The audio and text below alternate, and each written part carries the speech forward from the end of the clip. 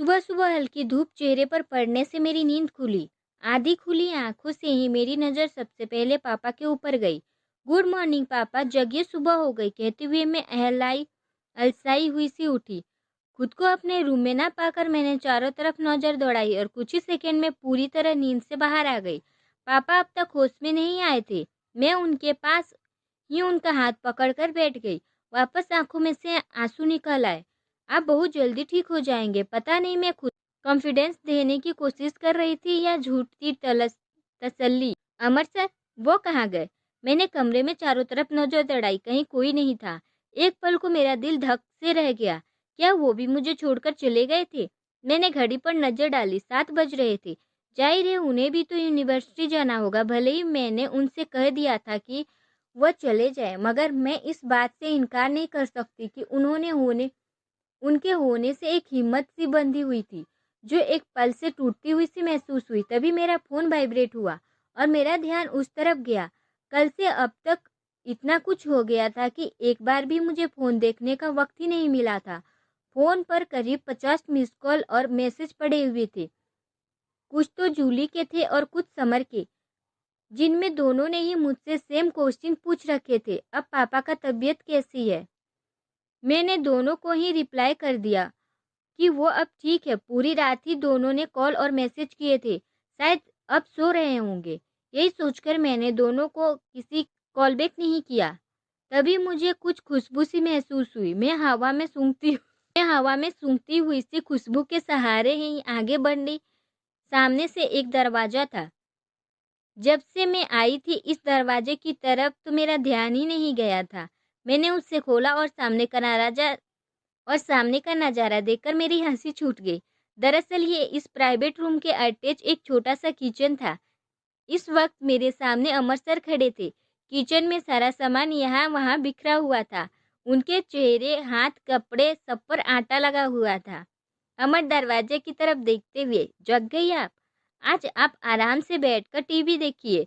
Safe अमर राज सक्सेना इस and your service. एकदम गर्मा गर्म हेल्दी और टेस्टी ब्रेकफास्ट के साथ। अच्छा, तो आपको खाना बनाना भी आता है? अमर, जी बिल्कुल। फिर ठीक है, मुझे भी ऐसा ही हस्बैंड चाहिए था। मैंने उनके गाल खींचते हुए उन्हें चिढ़ाया। वैसे बना क्या रहे हैं आप? अमर, गर्मा गर्म आलू के पराठे। मुझे हंसी आ गई। और अपनी शक्ल का क्या बना रहे हैं? कबूतर? अमर चिढ़ते हुए, क्या मतलब? मैंने उनके चेहरे पर हाथ फिराते हुए अपने हाथ पर लगा आटा उन्हें दिखाया और हंसने लगी। ब्लैकबोर्ड पर सर्कल बनाने और गोल रोटी बनाने में फ़र्क होता है प्रोफेसर साहब। और इस आलू के पराठे उबालने से पहले इसका वॉल्यूम निकाला था आपने। और ये प्याज, ये ये प्याज, ये क्यूबिकल शेप में काटना है या रेक्टेंगुलर? अमर, प्याज हाथ से छीनते हुए अपने करीब खींचकर, मुझे तो पता ही नहीं था आपको इतना ज़्यादा इंटरेस्ट है मैथ में, या फिर शायद मैथ टीचर में। तभी आप बार बार फेल होती रहती है, ताकि मैं आपको बार बार ऑफिस में बुलाकर लेक्चर देता रहूं। Right miss Parekh? कहते हुए उन्होंने धीरे से मेरे गालों पर हाथ फिराया। नहीं, मुझे मैथ अब बिल्कुल पसंद नहीं है, मैंने हड़बड़ाते हुए कहा। अमर इस बार गले पर हाथ लगाते हुए, और मेरी धड़कन बढ़ती जा रही थी। स्टॉप इट, कहते हुए मैंने उनको परे धकेल दिया। अमर सर ने हंसते हुए मेरा हाथ पकड़ा और लाकर आईने के सामने खड़ा कर दिया। ये क्या किया आपने? मैं गुस्से में चिल्लाई। कब उन्होंने मुझे बातों में उलझाकर मेरे पूरे चेहरे पर आटा लगा दिया था, मुझे पता ही नहीं चला।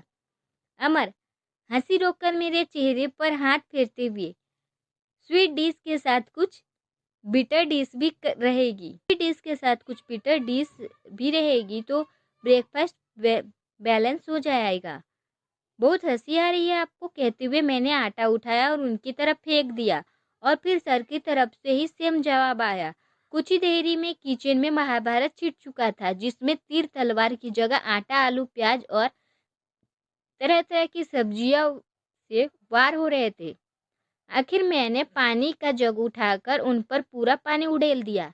मैं बाहर की तरफ भागी। सर मुझे पकड़ने मेरे पीछे आए और हम दोनों के ही पैर स्लिप हो गए। अगले ही पल हम दोनों फर्श पर अपनी अपनी कमर पकड़े पड़े कढ़ा रहे थे।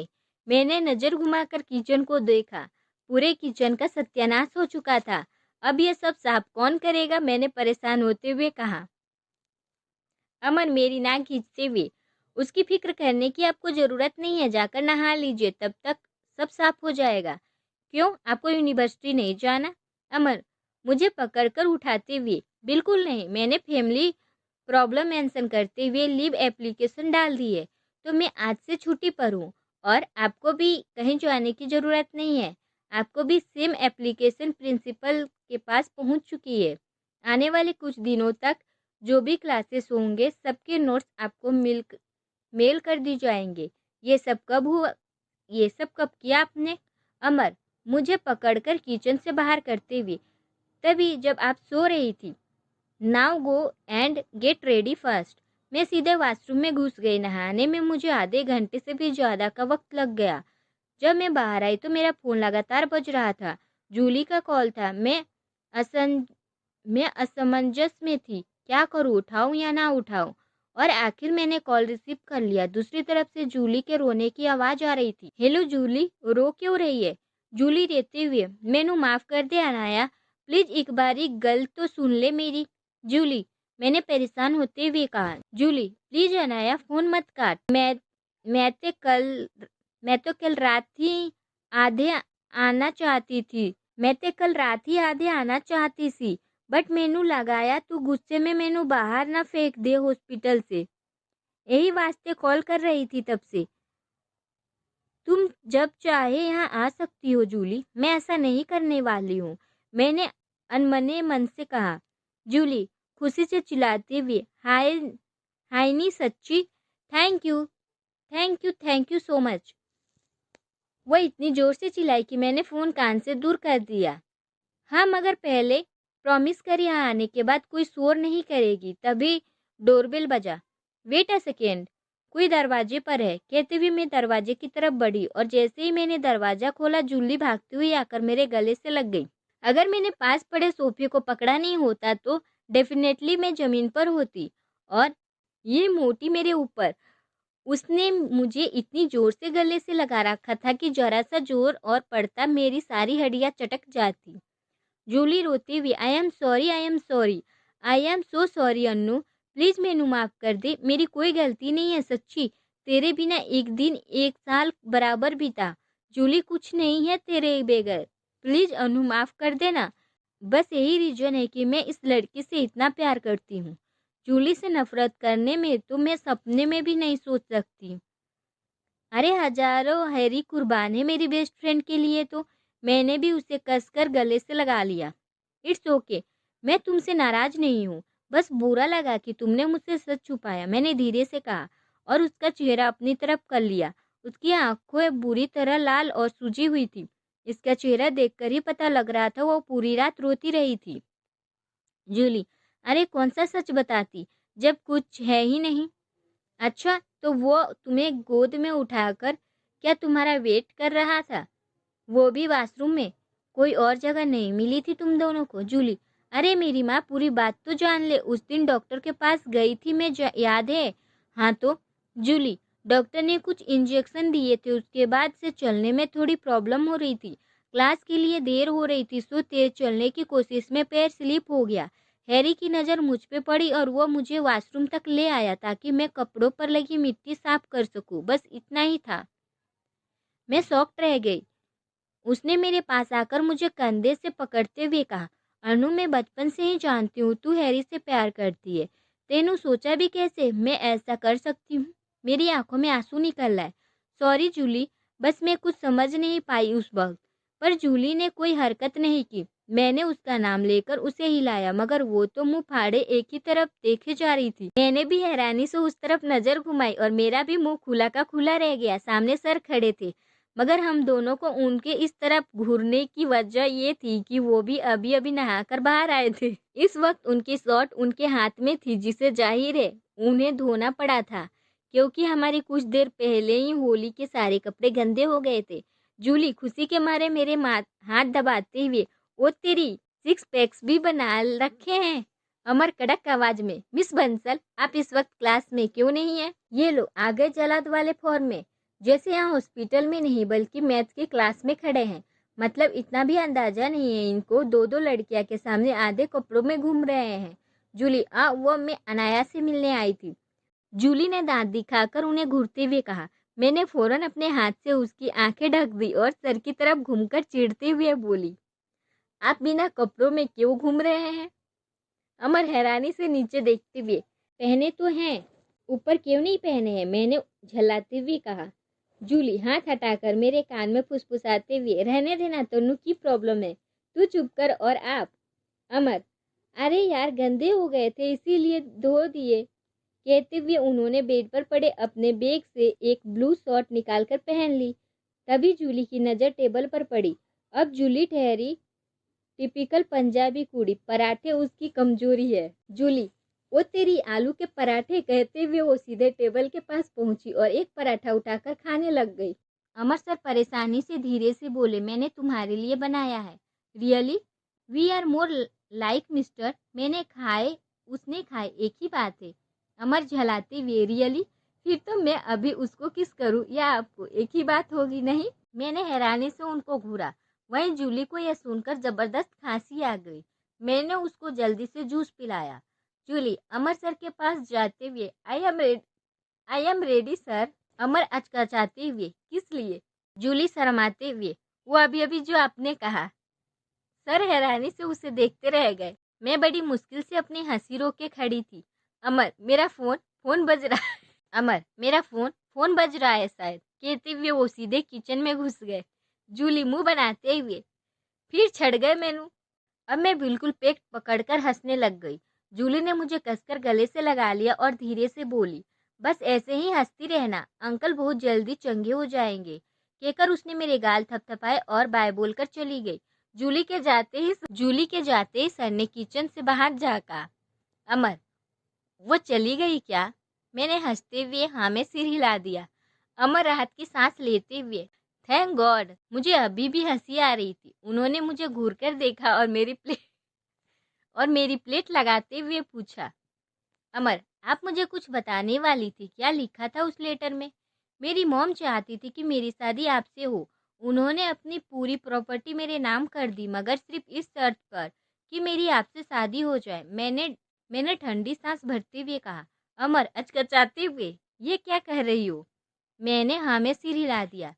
10 साल की उम्र में जब बच्चे ठीक से अपनी नाक भी पोंछना नहीं जानते, तब आप मेरी मॉम को इम्प्रेस कर रहे थे ताकि आपकी शादी मुझसे हो जाए। इतनी लंबी प्लानिंग की आपने? मैंने मुंह बनाते हुए पूछा। अमर हैरानी से, क्या बात कर रही हो? मुझे तो याद भी नहीं है मैं उनसे मिला कब। तो उनको ऐसा ख्याल आया ही क्यों? अमर धीरे से, वो कोई नशा तो नहीं करती थी ना? आई मीन, यार नॉर्मल सिचुएशन में तो कोई ऐसा नहीं करता। मैंने उन्हें मारना शुरू कर दिया। हिम्मत कैसे हुई आपको ऐसा कहने की? अमर खुद को बचाते हुए, ओके सॉरी। वैसे खाना अच्छा बना लेते हैं आप। अमर प्लेट्स लेकर जाते हुए, थैंक यू। तभी डोरबेल बजी। इस बार मैंने दरवाजा खोला तो सामने मिस्टर एंड मिसेस सक्सेना, तनु के साथ ही रजत और डॉक्टर भी खड़े थे। ये सब के सब एक साथ यहाँ क्या कर रहे हैं? तनु ने आगे बढ़कर मुझे गले से लगा लिया। तनु, यू ओके ना? मैं मिसेस सक्सेना और तनु वहीं सोफे पर बैठकर बातें करने लगे। डॉक्टर पापा को चेकअप करने लगे। रजत और मिस्टर सक्सेना डॉक्टर के साथ ही खड़े आपस में कुछ बातें कर रहे थे। तब तक सर भी आ गए और वही हम सब के साथ बैठ गए। डॉक्टर, मिस्टर पारेख की हेल्थ में काफ़ी इम्प्रूवमेंट है। उम्मीद है कि वो कल तक होश में आ जाएंगे। मेरी खुशी का तो ठिकाना ही नहीं रहा। मिसेस सक्सेना मेरे सिर पर हाथ फेरते हुए, वैसे तो राजू यहाँ है ही, मगर फिर भी अगर तुम्हें कोई ज़रूरत हो तो बेझिझक हमें कॉल करना। जी आंटी, थैंक यू, आपने और सर ने मेरी इतनी हेल्प की। मैंने मुस्कुराकर कहा। मिस्टर सक्सेना मेरे सिर पर हाथ फेरते हुए, देखना कल तक ये जेपी वापस पहले की तरह अपने ऑफिस में बैठा काम करता नजर आएगा। आई होप सो, मैंने मुस्कुराकर कहा। मिस्टर एंड मिसेस सक्सेना मुझे अपना ख्याल रखने को कहकर बाहर चले गए। तनु, ये डब्बर तुम्हें तंग तो नहीं करता ना? अगर ये तुम्हें जरा सा भी तंग करे ना, जस्ट कॉल मी। अमर चिढ़ते हुए, मैं कोई कॉलेज गोइंग सड़क छाप लड़का नहीं हूँ जो किसी लड़की को परेशान करेगा, और वैसे भी वो मेरी होने वाली वाइफ है। तनु चिढ़ते हुए, होने वाली है, हुई नहीं है, इसलिए वार्न कर रही हूँ। खबरदार जो मेरी भाभी को परेशान किया। अमर, 3 मुलाकात में ही इतनी अच्छी बॉन्डिंग हो गई तुम दोनों की। अब मैं विलेन बन गया। आप दोनों को तो याद दिला दूं कि मैं एक वेल रेपुटेटेड यूनिवर्सिटी का इज्जतदार और शरीफ प्रोफेसर हूँ।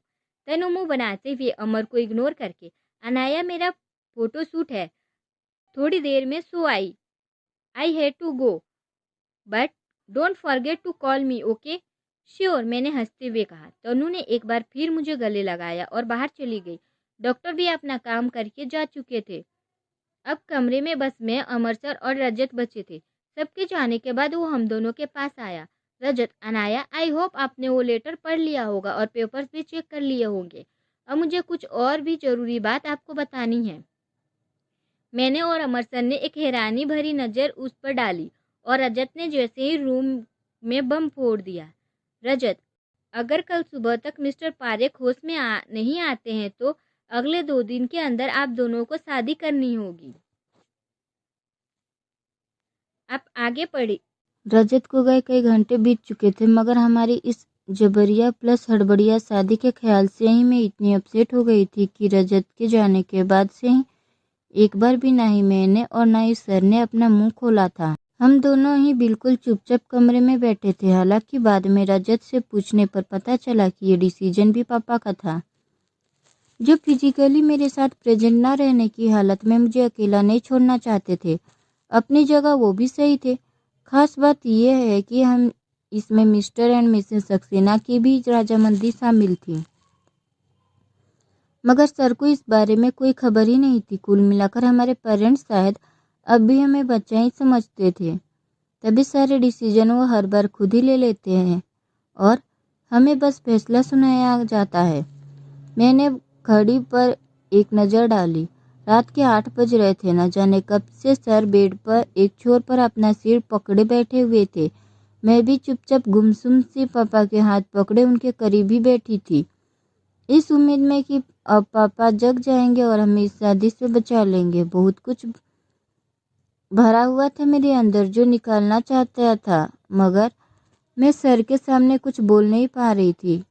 अमर, मेरा सर दर्द हो रहा है, मैं शावर लेकर आता हूँ, कहते हुए वो टॉवल लेकर वॉशरूम में चले गए। मैंने उसकी तरफ कोई ध्यान नहीं दिया और पापा के और करीब आ गई। इस वक्त मुझे रोना आ रहा था। मैं बहुत कुछ बताना चाहती थी पापा को। वैसे ये सही समय भी था शायद सब कुछ बताने के लिए, क्योंकि वो इस वक्त होश में नहीं थे। और फिर जब तक सर वॉशरूम में थे मैंने पिछले दिनों की हर एक बात पापा को शेयर की। और आपको पता है पापा, वो हमेशा मुझे डांटते रहते हैं, मुझे मैथ में पास भी नहीं होने देते। और उनकी कम से कम 1 दर्जन गर्लफ्रेंड है, 3 लड़कियां के साथ। तो मैं खुद उनको देखा है। मैं अपनी ही धुन में बोली जा रही थी। मुझे तब तक पता ही नहीं चला कि कब सर बाहर आ गए। अमर, व्हाट रॉबिस, क्या बकवास किए जा रही हो, उन्होंने चिढ़ते हुए कहा। अब मेरा ध्यान उस तरफ गया और मेरा मुंह खुला का खुला रह गया। एटलीस्ट सुबह उन्होंने पैंट्स पहन रखा था, मगर इस वक्त तो वो सिर्फ टॉवल में मेरे सामने खड़े थे और पानी की बूंदें साफ साफ उनकी बॉडी से टपकती हुई नजर आ रही थी। मतलब मेरी समझ में नहीं आता इनको क्या खुशी मिलती है बार बार ऐसे बिना कपड़ों में मेरे सामने आने में। और अब तो जूली भी मेरे साथ नहीं थी। मैं घबराहट में और कसकर पापा को हाथ पकड़ लिया। देखा आपने पापा, आपके सामने भी डांट रहे हैं मुझे। आप प्लीज जगिए ना, मुझे नहीं करनी इस जल्लाद से शादी, प्लीज पापा। अमर, मेरी लाइफ में इतनी सारी लड़कियां हैं और मुझे पता भी नहीं है। किसकी बात कर रही हो तुम? उन्होंने बैग में से कपड़े निकालते हुए कहा।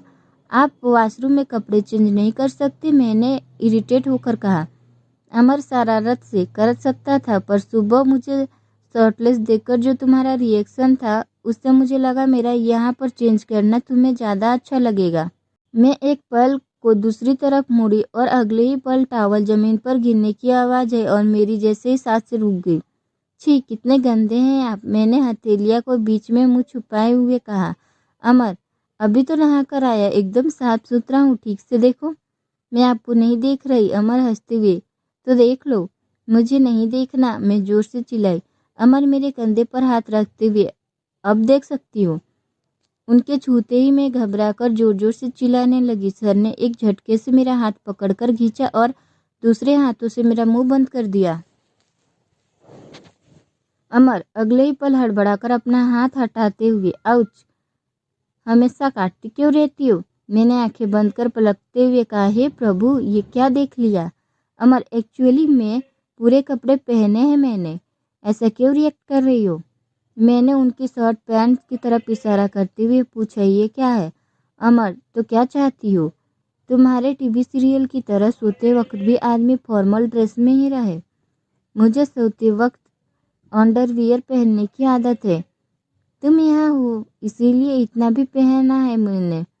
मुझे अपनी तरफ आंखें फाड़े देखता पाकर वो बोले, ऐसे क्यों देख रही हो? आप जाओ, सो जाओ, मुझे भी सोने दो। ये साजिश है आपकी मुझे परेशान करने की।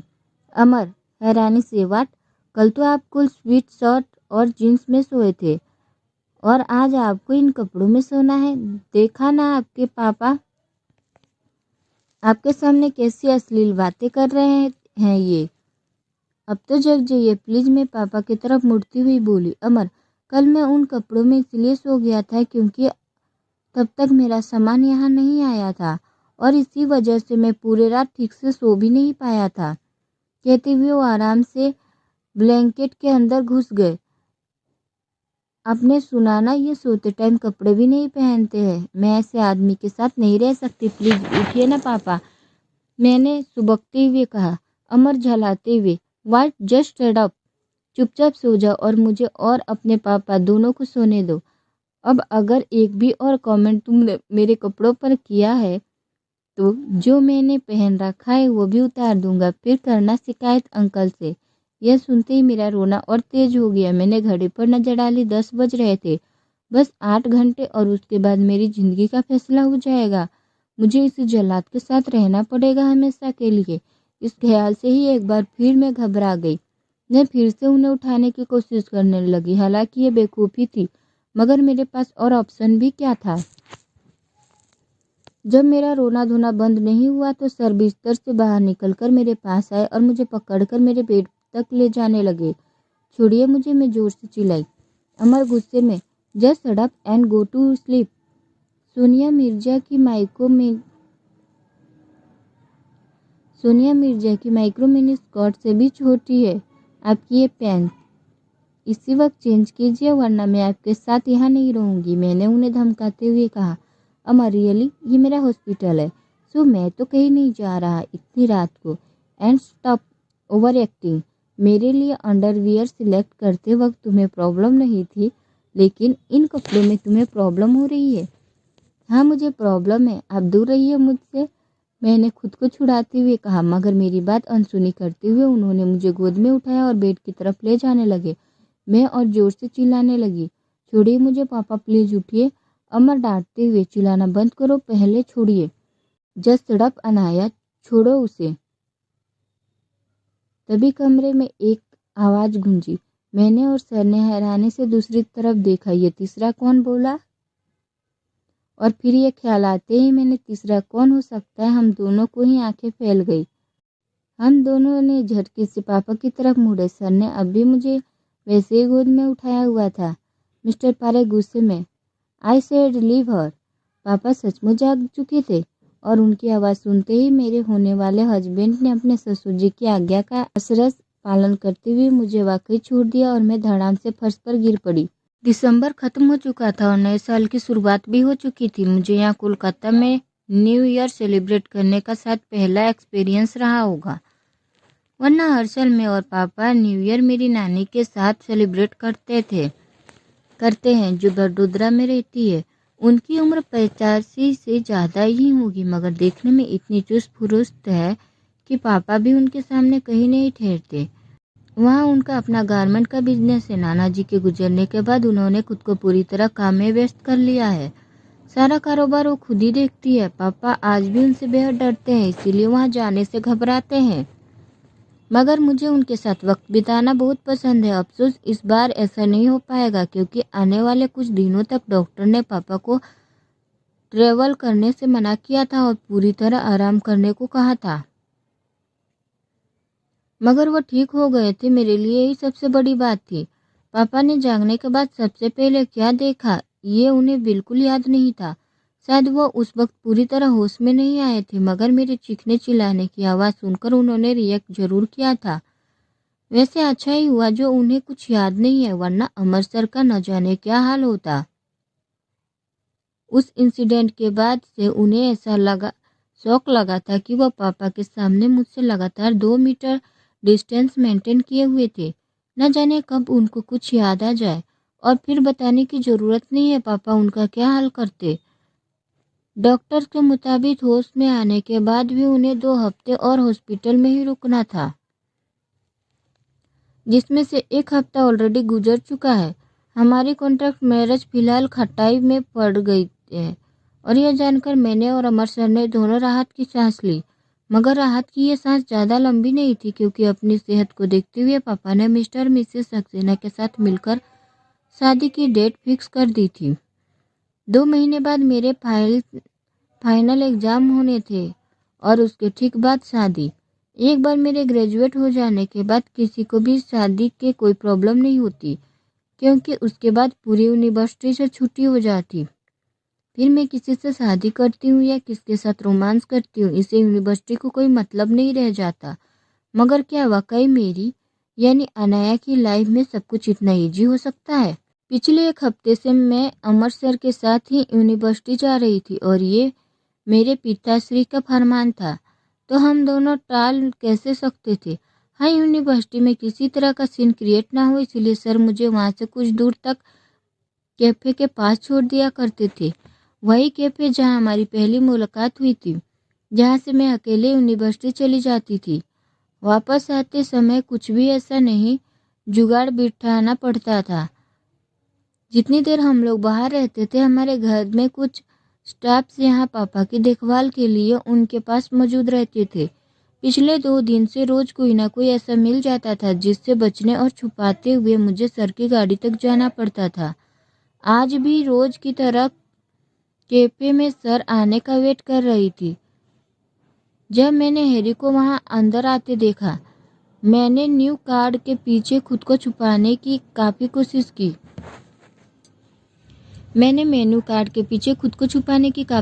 की। मगर हैरी, हाय अनाया, तुम यहाँ अकेली?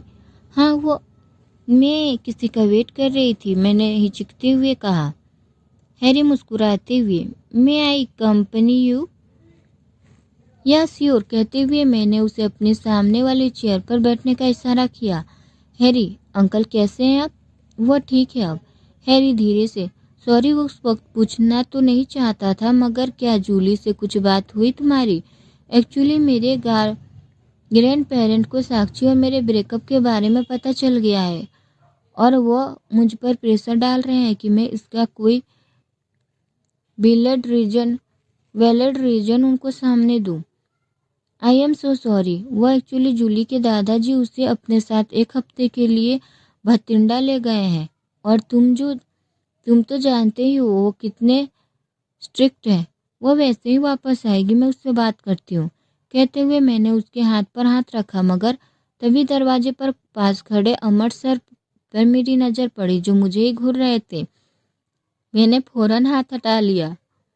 अमर, मिस पारेख आपको बैकअप नोट्स मिस पारेख, आपके बैकअप नोट्स मेरे पास रह गए हैं, so if you are not too busy I am coming sir. मैंने हड़बड़ी से खड़े होकर उनकी बात काटते हुए कहा। फिर मैंने हैरी की तरफ मुड़ते हुए कहा, I will call you later. उसने मुस्कुराकर सिर हिला दिया। मैंने बाहर आकर इधर उधर देखा, कोई हमें देख तो नहीं रहा। फिर मैं सीधे सर की गाड़ी में बैठ गई। वो पहले से ड्राइविंग सीट पर थे। मेरे आते ही कार स्टार्ट हुई और तेजी से हॉस्पिटल की तरफ दौड़ पड़ी। पिछले कुछ दिनों से हम दोनों कहीं ऐसे ही चारों की तरफ छुप छाप कर मिलना पड़ रहा था, बिल्कुल वैसे ही जैसे हमारे यहाँ नए नए बने प्रेमी प्रेमिका की दुनिया की नज़रों से आए बिना मिलने की मजबूरी होती है। मगर अफकोर्स सिर्फ इस बात का था कि मुझे ये सब उस जल्लाद से मिलने के लिए करना पड़ रहा था, जिसके दिल में मेरे लिए प्यार व्यार जैसा कुछ नहीं था। कम से कम अभी तक तो बिल्कुल नहीं था। हॉस्पिटल पहुंचने में कम से कम आधे घंटे का वक्त लगने वाला था। मैंने रेडियो ऑन कर दिया। इत्तेफाक से बैंड ऑफ बॉयज का गाना ईयर हो रहा था। मैं सुनने लगी, तभी शेयर ने चिढ़ते हुए चैनल चेंज कर दिया। अमर, ये पहले वाले से बेटर है। सुन रहा है ना तू? रो रहा हूँ मैं। हाँ, सुन रही हूँ मैं। कितना रो रहे हैं आप? मैंने उनको चिढ़ाते हुए दोबारा चैनल चेंज कर दिया। वाह, क्या आवाज़ है समर की। मन करता है बस सुनती जाऊं। अमर चिढ़ते हुए धीरे से, कौवे भी इससे कहीं ज़्यादा सुंदर में काँव काँव करते हैं। जल कुकड़े, मैंने भी मुंह बनाते हुए धीरे से कहा। अमर, सॉरी, कुछ कहा तुमने? जलते हैं आप समर से। अमर, मैं और वो भी उस समर से जलूंगा जो मेरे एक इशारे पर मेरे घर के बैंड बजाकर गाना गाता नजर आएगा। भूलो मत कि मैं इस बैंड के परफॉर्मेंस के फाइनेंस हमारे जैसे कॉरपोरेट इंडस्ट्री के लोग ही करते हैं। इतना गुस्सा? मैं तो आपकी आवाज़ की तारीफ कर रही थी। अब मान भी लीजिए आपको उससे जलन होती है। सर ने जवाब में झलाते हुए चैनल चेंज कर दिया। मैंने सर को देखा और उन्होंने मुझे। अमर, क्या बकवास सॉन्ग है ये। एग्जैक्टली, इतनी वाहियात लिरिक्स कौन लिखता है? कहीं किसी को हमारे बारे में पता तो न चल जाए, इस डर से हमारी जान जा रही है और उनको छुप छुप कर मिलने की मज़ा आ रहे हैं। यह शायद हमारी ज़िंदगी का पहला ऐसा टॉपिक था जिस पर हम दोनों सहमत थे। मैंने तंग आकर रेडियो ऑफ कर दिया। उसके कुछ ही मिनट बाद गाड़ी हॉस्पिटल के बाहर रुकी। अमर सर गाड़ी पार करने लगे और मैं निकलकर लिफ्ट की तरफ बढ़ी। जब किसी ने मुझे पीछे से पुकारा, अनाया वेट। मैंने हैरानी से मुड़कर देखा। समर, तुम यहाँ कैसे? जूली ने बताया तुम न्यू ईयर ईव की परफॉर्मेंस के लिए लंदन में हो। समर, हाँ, मैं कल ही वापस आया, मगर मैं नाराज हूँ तुमसे। तुम एक बार भी मुझसे मिलने नहीं आए। मैंने झूठी नाराजगी के साथ कहा। समर परेशान होते हुए, what are you talking about? मैं तो कब से तुमसे मिलने की कोशिश कर रहा हूँ। इनफैक्ट तुम्हारे ये गार्ड्स मुझे हॉस्पिटल के अंदर ही नहीं जाने दे रहे हैं। मेरे गार्ड्स? मगर मैंने अचकदाते हुए अमर सर की तरफ देखा जो सीधा समर को घूरते हुए चले आ रहे थे। उनका बस चलता तो शायद उस बेचारे को वो अपनी आंखों से ही शूट कर देते। ये गार्ड्स आपने यहाँ लगाए हैं? अमर समर को घूरते हुए, हाँ, लोग हॉस्पिटल में बेकार की भीड़ न लगाए इसीलिए करना पड़ता है। मेरा मन हो रहा था अभी के अभी उनको 2-4 पंच उनको लगा दूं। शक का कोई गुंजाइश ही नहीं थी कि ये गार्ड स्पेशली समर और उसके दोस्तों को रोकने के लिए थे। मैंने उनको खा जाने वाली नज़रों से देखा और समर की तरफ मुड़ते हुए कहा, आई एम सॉरी समर, शायद कोई मिसअंडरस्टैंडिंग हो गई होगी। तुम मेरे साथ आओ। कहते हुए मैं उसे हॉस्पिटल लेकर अंदर चली आई। लिफ्ट में भी सर वैसे ही घूरते रहे और बेचारा समर उनके इस तरह घूरने से अनकंफर्टेबल हो रहा था। समर धीरे से, अमर से तुम्हारे साथ यहाँ क्यों है? यह उन्हीं का हॉस्पिटल है और हमारी फैमिली बहुत ज़्यादा क्लोज है, इसलिए मिस्टर सक्सेना ने उनको यहाँ हमारी हेल्प के लिए खड़ा रख छोड़ा है। मैंने खड़ी सफाई में झूठ बोला या यूँ कहूँ कि सच को छुपाया। समर परेशानी से, मगर ये मुझे ऐसे क्यों देख रहे हैं? ध्यान मत दो उन पर। आज उनके अंदर का जल्लाद खुलकर बाहर निकल आया है। समर को हंसी आ गई। सर की नज़रें घूमकर पहले मेरे ऊपर शिफ्ट हुई और फिर फाइनली अपनी नज़रें उन्होंने दरवाजे पर जमा दी। पापा भी समर को देखकर बहुत खुश हुए। दोनों ने काफ़ी देर तक एक दूसरे से बातें की। समर से पापा का फ्रूट्स और फ्लावर्स भी दिए और इस पूरे टाइम अमर सर उसी के लाए फ्रूट्स को खाते हुए उसे गुस्से में घूरते रहे। उन्हें इस बात की चिढ़ हो रही थी कि समर पापा के साथ भी इतना फ्रेंडली है, यहाँ तक कि मुझे उसके लिए खुद ही खाना बाहर से मंगवाना पड़ा। उनकी इन हरकतों की वजह से ही समर 1 घंटे के अंदर ही वहाँ से चला गया और फिर दोबारा आने के बजाय वो लगातार मेरे साथ फ़ोन और मैसेजिंग के थ्रू टच में रहा। एंगेजमेंट के बाद जहाँ नॉर्मल कपल साथ में रहने पर कुछ अच्छे रोमांटिक वक्त बिताते हैं, एक दूसरे को जानने समझने की कोशिश करते, वही अमर सर खाली वक्त मुझे मैथ की स्पेशल क्लास देते थे। रात के समय अक्सर बालकनी में बैठकर ठंडी हवा में चांद सितारे को घूरते हुए हम फिजिकल और केमिस्ट्री के फॉर्मूले और लॉ डिस्कस करते थे। वाओ, हाउ रोमांटिक ना। वेल, मैं इतनी सार्केस्टिक हूँ नहीं। लेकिन एक बात मैं ईमानदारी से कहना चाहूँगी, इन 2 हफ्तों में हमारे दिल शायद न मिले, मगर फिर भी हमें एक दूसरे की आदत सी हो गई थी। पापा भी इस बात को नोटिस कर रहे थे। जब पापा को हॉस्पिटल से डिस्चार्ज कर दिया गया, अमर सर हम दोनों को घर छोड़ने आए थे और पापा यह देखकर हैरान थे कि हम दोनों जो 2 मिनट भी एक दूसरे से लड़े बिना नहीं रह पाते थे, वो पूरे रास्ते बिल्कुल शांत बैठे थे। यस, आपने बिल्कुल ठीक सुना। अब हम मिनटों में नहीं लड़ते, घंटों में एक बार लड़ते हैं। करीब 3 हफ्ते बाद आज मैं अपनी गाड़ी से यूनिवर्सिटी आई थी। इस दौरान मैं सर के साथ रास्ते भर होने वाली रोज की नोकझोंक को बेहद मिस कर रही थी। जूली अब तक भटिंडा से वापस नहीं आई थी। उसके दादाजी ने उसे और कुछ दिनों के लिए वहां रोक लिया था और मेरे सेलिब्रिटी फ्रेंड्स को यहाँ आए 1 महीना होने का था, मगर उनको क्रेजीनेस में अब तक कोई कमी नहीं आई थी। सो मैं लंच ब्रेक के बाद बुक्स लेकर लॉकर रूम में की तरफ अकेले ही बढ़ी और तभी किसी ने मेरा रास्ता रोक लिया। क्या चाहिए साक्षी तुम्हें? मैंने इरिटेट होते हुए पूछा। साक्षी मुस्कुराते हुए, मुझे तुम्हारी फिक्र हो रही थी, कहीं तुम फिर से फेल ना हो जाओ। तुम दोबारा ट्यूशन के लिए नहीं आई? मुझे तुमसे ट्यूशन लेने की ज़रूरत नहीं है, मैंने स्पेशली तुम्हारे पर जोर देते हुए कहा। साक्षी, सही कहा। पूरे 2 हफ्ते में टीचर के साथ बिताने के बाद इतना कॉन्फिडेंस तो आ ही जाता है। कहते हुए साक्षी ने अपनी आंखें दबा दी। ओह, अब मेरी समझ में आया कि तुम केमिस्ट्री के मामले में इतनी कॉन्फिडेंस क्यों हो। मैंने भी मुस्कुराते हुए तंज कसा। Sakshi, come down sweetheart, don't forget I am pot to you math not chemistry, just think about it. कहते हुए उसने मेरे गाल खींचे और हंसती हुई लॉकर रूम से निकल गई और मैं उलझन में उसे देखती रह गई। यह चुड़ैल अभी भी क्या कहकर चली गई। वैसे भी लड़कियां गुड़ पर लगी मक्खी की तरह अमर सर के आगे पीछे भिनकती ही थी। अगर ये चुड़ैल भी उनसे एक है तो इसमें हैरान होने वाली कोई बात नहीं थी। मैं गुस्से में सीधे वहां से सर के ऑफिस की तरफ बढ़ गई। नो डोर नॉक, नो मे आई कम इन, ने सीधा दरवाज़ा खोलते हुए चिल्लाई।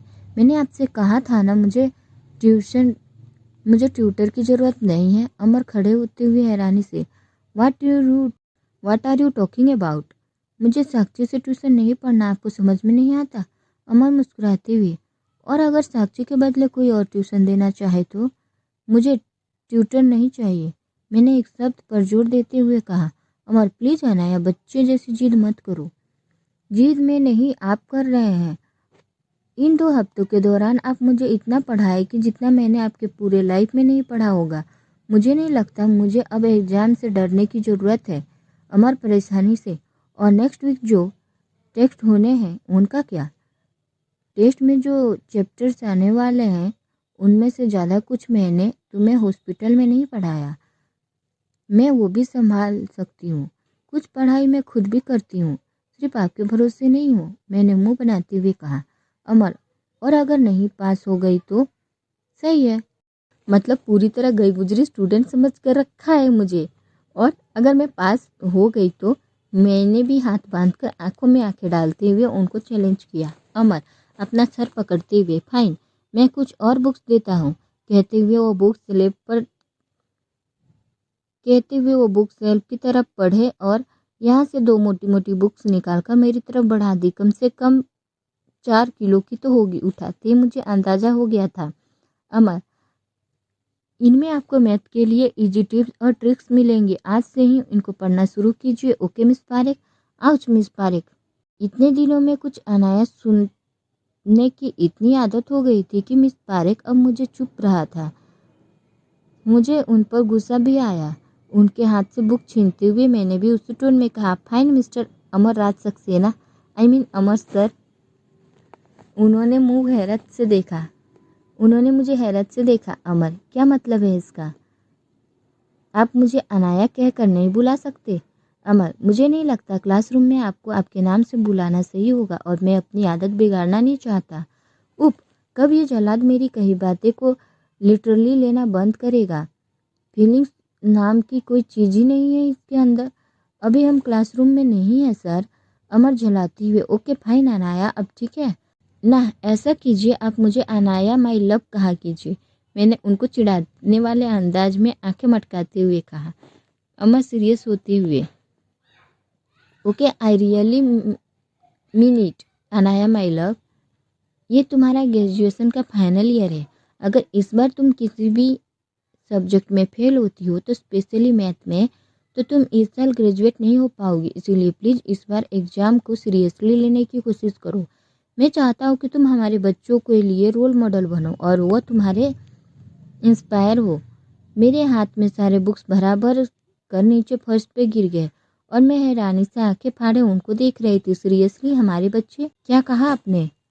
अब जाकर उनको एहसास हुआ कि वो क्या बोल गए हैं। अमर न्यूज़पेपर के पीछे मुंह छुपाते हुए, कुछ भी नहीं। उनको ऐसे शर्माते देखने का मौका बार बार थोड़े ही मिलता है, सो मैंने भी मौके का पूरा फायदा उठाया। जी नहीं, मैंने क्लियरली सुना है, आपने कुछ तो कहा था अभी अभी। अमर, सड़क मिस पारेख, घर जाइए और अभी से ये बुक पढ़ना शुरू कीजिए। अब मुझे हंसी आ रही थी।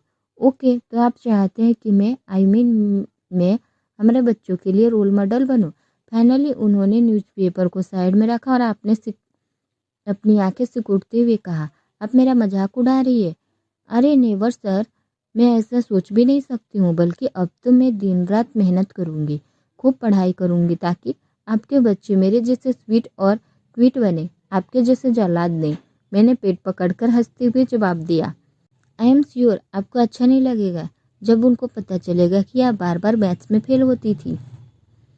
वो रियली, उनको ये जानकर ज़्यादा बुरा लगेगा कि मेरे मैथ टीचर आप थे।